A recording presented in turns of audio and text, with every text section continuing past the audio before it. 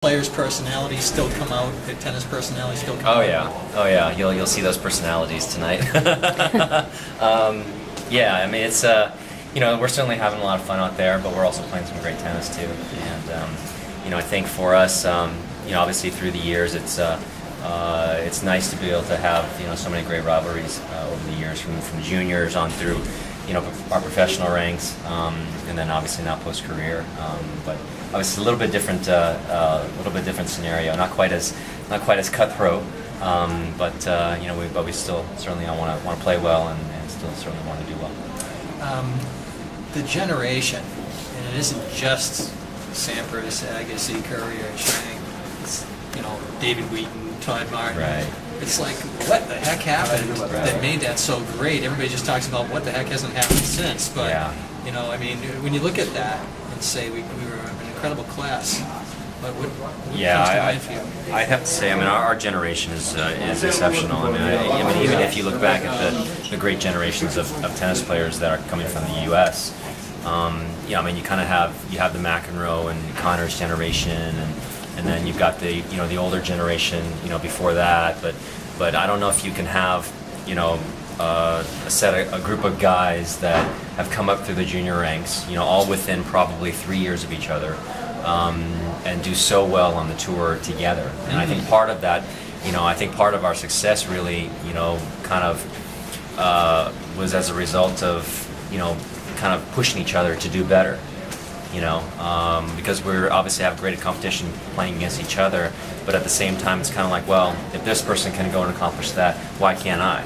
And pushing each other, and I think because of all of that, we push each other to get the most out of the talent that that God's given each one of us, and it's been a lot of fun throughout that whole process. When you look at a young guy like Ryan Harrison now, or some of his contemporaries that are making a little bit of noise.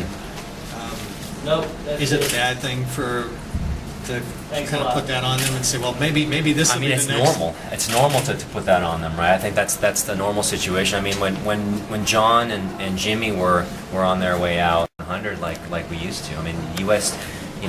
Back in our day, we were dominant. I mean, we had the most Americans, the most from any country in the whole world in the top 100 by far, without question. And now, we've only got a handful of guys. So, it's natural to pose those kind of questions to, a Ryan Harrison or Donald Young but that kind of goes with the territory. Our generation was not any different.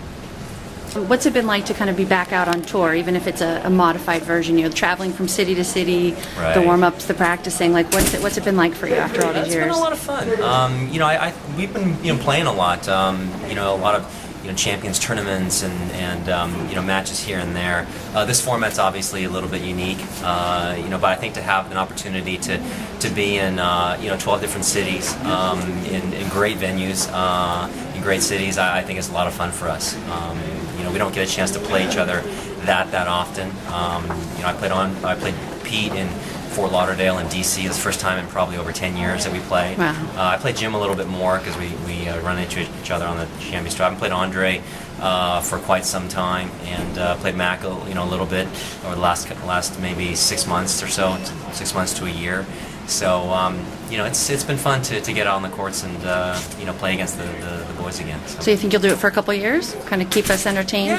Yeah, it would be nice. Obviously, we want to be able to put on a good show, and I think it's nice that because I think our generation, was very special. I think a lot of people can identify with our generation. So, it's nice in that regard, and obviously, we're all fit and ready to go out and play some great tennis, and at the end of the night, hopefully everybody has a great time.